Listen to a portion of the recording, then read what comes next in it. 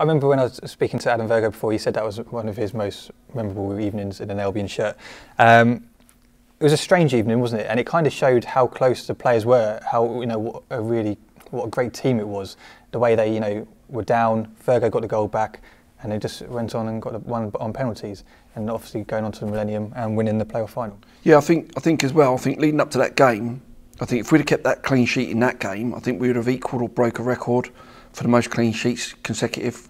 So it was obviously a disappointment, and then going on into the final, keeping a clean sheet, So if we'd have kept a clean sheet in that game, I think we definitely would have broke the record some stage. But yeah, it's a great feeling. Like I said, and Verg's popping up with a goal. I think goes through your mind at the time. There's not long left, and you think, "It's it, we've blown it." And also, as well, it has a bit more reaching stuff. It's far reaching than that. You've got players here that are out of contract. If you don't go up, the likelihood is you're not going to have your contract renewed. You've got more chance of getting a contract if you do go up, and I think that was spelt out to us not only that year, I think it was the following year as well. So you're playing for contracts as well, and to see the goal go in, and you think, yes, come on, we're back in this, and to actually get through, and then to go on obviously and then get promoted is brilliant. And I always remember the celebrations after the playoff final, because it was in Cardiff obviously. So after the game, all the families have decamped to a hotel in Cardiff because we've got to delay it because of the traffic going out. There's no way we get stuck in a traffic jam. So we've gone back to the hotel. They've put the cup on the table, but this time it's wonky because someone has done something to it.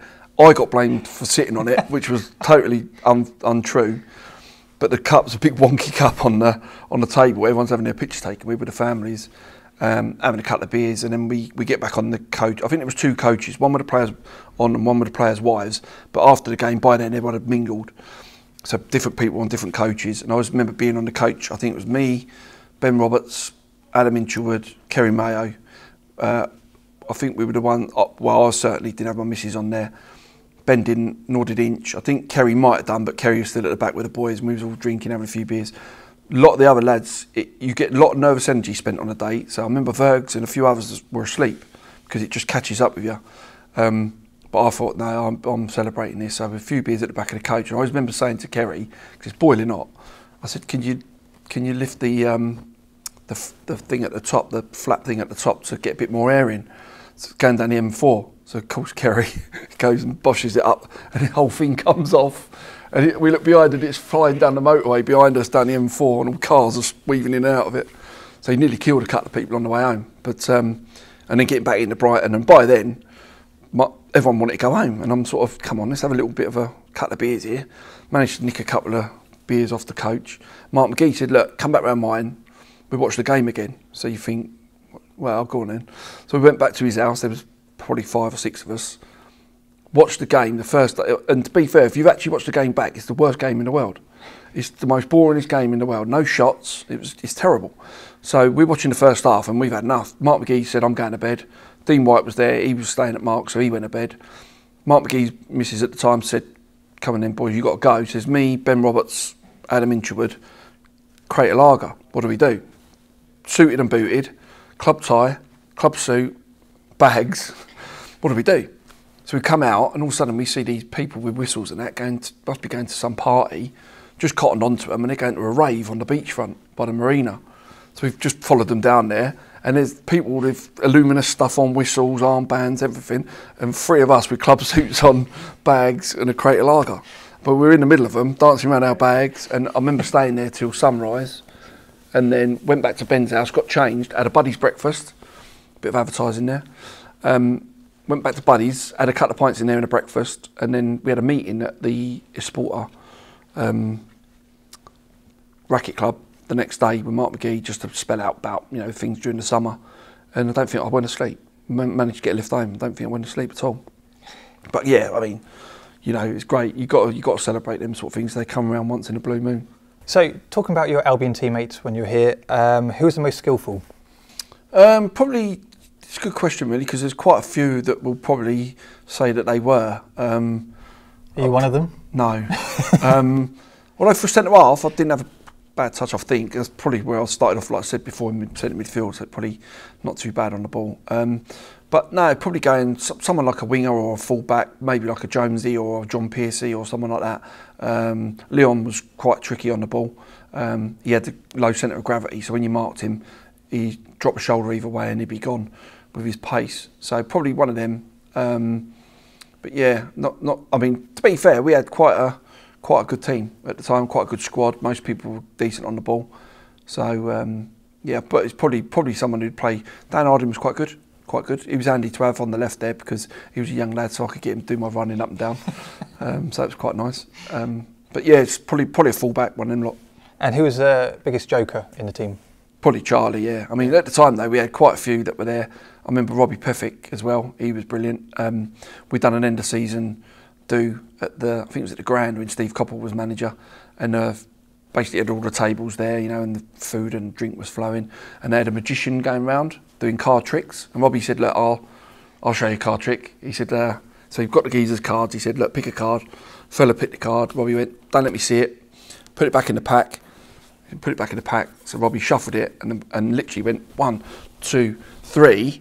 Went like that. Had one card in his hand. All the other cards have gone everywhere. And he's gone to the bloke. "Is that your card?" The bloke went, "No." He went, "It must be one of them ones over there." Shut the card. Bloke had to just pick his cards up. And he used to have the trick as well. He used to get a pint glass and he used to wedge it in the corner of a wall and say, "I'm just going to the toilet." But he'd wedge it in there and it'd stay there, suspended. I don't know how he done it. He'd go to the toilet, come back and just get it out from the walls to carry on drinking it. But he was quite funny, Robbie. And it's quite good because I used to travel in with Charlie, Robbie Peffick, Sean Wilkinson and Adam Inchwood towards the end. So it was a good car to have. It was good. It's quite good bit of banter going. And who was the worst dressed in the team? Robbie Peffick, definitely. He used to. I was with him at Portsmouth as well, so I knew Robbie from before. But he used to turn up with Disney-themed ties and socks and pants and things like that. And he was a bit of a tramp, really, if we'd be truthful about it. When I used to sort of drive through and pick him up, I literally would be knocking on his door and he'd just roll out of bed. Hadn't cleaned his teeth, just chucked on whatever he saw, didn't care what it was, get in the back of the car and just fall asleep in the car on the way to training. So he didn't really care what he looked like. But he was good value. You've done quite a bit of work for Albion community. This at the end of this month, on the 26th of June, you're attempting the Albion community bike ride, which is from Brighton, the Amex, to Paris. How's preparation going? I like the way you said attempting. Well, you know, struggling. Yeah. No, it's good. It's good. I'm looking forward to it. I didn't do it last year. A lot of people have done it last year, said how good it was. It's good because you get a lot of scenery involved. It's not a race. You know, I think it's 130 miles spread over 2 days, 60 odd miles a day. But it's not out there. You're not trying to win it. I mean, some people probably will, but my aim is just to get through it and raise as much money as I can for the charity. I know a good few people that are on it, so they're sort of more my size and my standard probably. So I think I'm going to enjoy it. And when we're out there, if I can nick a beer here or there, then even better. But no, the main thing is to raise as much funds as we can for Albion community. And how's the training going? Not too bad. I don't know why, there was a method behind the madness. I've gone back to my football roots and I thought to myself, if I do a bit of training on the worst bike I possibly could, by the time I get a proper road bike, then I should have done the hard graft that way. And to be fair, Giant, who I think they're sponsoring part of it and they're coming along as well, I got a bike from there about 2 weeks ago, and the difference from a mountain bike or the bike that I had at home to the bike that I got from Giant it's brilliant. I loved it.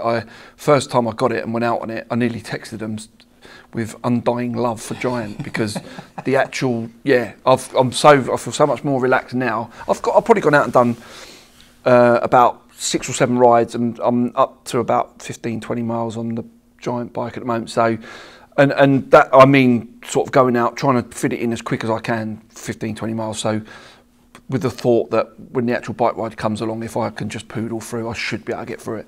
I've done a bike ride about 3-4 years ago from Exeter to Pagham for my mate's charity, and that was about 80 odd miles a day, 85 miles a day, and we'd had a good session a few nights before as well. So, and I got through that. So if I could get through that, I think I'll get through this. Have you been taking advantage of all the nutritional stuff, yes. Energy bars? Yeah, well, apparently McDonald's sponsor the Olympics, don't they? So it's good enough for me.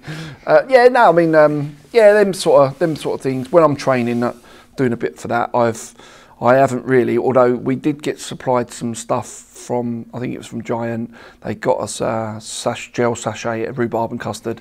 And the other day after me Sunday dinner, I thought I looked at it and I thought I'd try that because it was like a pudding as well. It was quite nice. But yeah, so I think I might have to invest in a couple of them. I don't even know what to say. You do know you're not. That's not what they're for. Yeah, but I just thought, well, what if I get out there and I don't like it? I've got a load of gel packets and I don't like them, and because it is a denser texture, if you want, for want of a better word. So I know some people don't like, you know, they gag a little bit when they have like eat a jelly or something like that. So I thought I'd better try it. It was quite pleasant. So I'm going to invest in some of them. If I can get some freebies from a bit of advertising or from the club, then all the better. Guy, thank you very much for joining me today. It's been a pleasure. Thank you very much. All the best to the Albion Community Bike Ride. No problem. And thank you to everyone who sent in their questions. And yeah, until next time, I shall catch you here on Seagulls Player.